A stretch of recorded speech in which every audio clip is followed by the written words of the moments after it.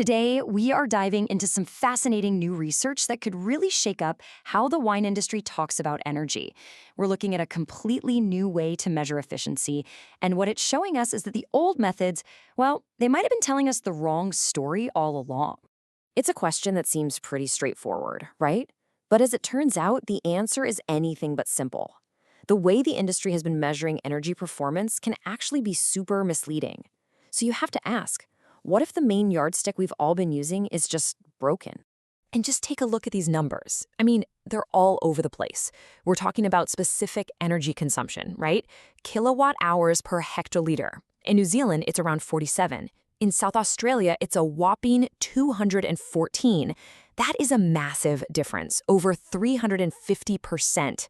So with a gap that huge, how can any winery really figure out where they stand? This is the heart of the problem we're digging into. Okay, so here's our game plan. First, we're going to lay out the puzzle. Then, we'll dive deep into why the old way of doing things just doesn't work. After that, we'll introduce this really elegant new framework, see how it actually performs with some real-world data, and finally, we'll talk about what this all means for the future of sustainability in wine. So let's start with this puzzle. You know, the goal for any business is to get better, but you can't improve what you can't measure accurately. And for wineries, getting that accurate measurement is a surprisingly tricky business. And here's the core idea of the research we're looking at. The main tool everyone uses, the Energy Performance Indicator, or EnPI, is often leading people to the wrong conclusions. It's kind of like trying to judge a really complex wine just by looking at its color. You're completely missing what makes it special. So why does this happen? What is it about this one number that makes it so unreliable?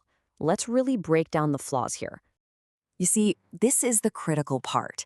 That standard metric, kilowatt hours per hectoliter, it's just too blunt. It's a sledgehammer when you need a scalpel. It doesn't know the difference between a simple, still white wine and a complex, energy-intensive sparkling wine. It has no idea if a winery is crushing its own grapes or just buying in bulk juice. Does it bottle everything on site or ship it out? Each one of those choices has a huge impact on energy use, but the traditional metric just lumps it all together. So to fix all these problems, the researchers came up with a new framework that is so much more nuanced.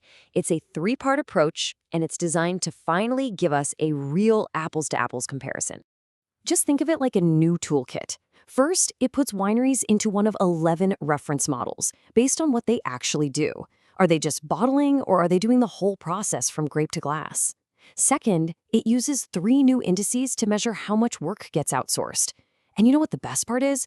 It does all of this using simple data that every winery already has on hand, which makes it super practical to use. All right, let's look at that first index. It's called the Winery Outsourcing Index, or WOI. It's a simple idea, but it's incredibly powerful. It just measures what percentage of the final wine was bought when it was already partially processed. So if a winery has a high WOI, it means somebody else did all that energy-intensive work of crushing and pressing the grapes. And the second key index is the Wine Packaging Index, the WPI. This one looks at the other end of the process. How much of the wine do you actually bottle yourself, right there on site? Because bottling is another big energy hog. So a high WPI means that energy consumption is happening in-house, not somewhere else. So you can see how if you just have these two numbers, WOI and WPI, you suddenly have so much more context. Without them, that single energy score is almost meaningless. Now, this all sounds great in theory, right? But the real question is, does it actually work in the real world? Let's take a look at how this model held up when they applied it to data from 20 real wineries in Italy. And wow, this slide really says it all. On the left, you see the old method. The data points are all over the map. The R-squared value, which kind of tells you how well the data fits a line, is 0.64. That's a pretty loose connection. But now look at the right. Once you use the new model to group similar wineries together, bam, the data points line up almost perfectly. The correlation jumps up to 0.92. That is a huge leap in accuracy. It just proves that comparing like with like is everything. And this quote from the paper really drives the point home. When you start measuring things the right way, you start to see the real picture. It turned out some wineries that looked great under the old system were suddenly flagged as having critical performances. Basically, they weren't nearly as efficient as everyone thought. It's all about getting an honest look, and this model delivers that. Okay, let's make this really concrete with a tale of two wineries. Just looking at the standard energy metric, winery ID 09 looks more than twice as efficient as winery ID 08, right? 8.3 versus 19.2. But the new indices tell the real story. Their outsourcing is pretty much the same, but look at the packaging. ID 08 packages 100% of its wine in-house.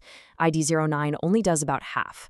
And that one operational decision completely explains the huge difference in their energy scores, a crucial detail the old metric missed entirely. So you see, this is about so much more than just energy bills. This new framework actually gives us a whole new way to look at business strategy and sustainability across the entire wine industry. What you can do is actually plot these two new indices against each other, and when you do, you can literally map out the different business models in the industry. You can clearly see the pure bottlers who buy bulk wine and just focus on getting it market ready versus the in-house producers who control every single step. It creates this amazing strategic map of how the industry actually works. So what this research really gives us is a universal, easy-to-use tool.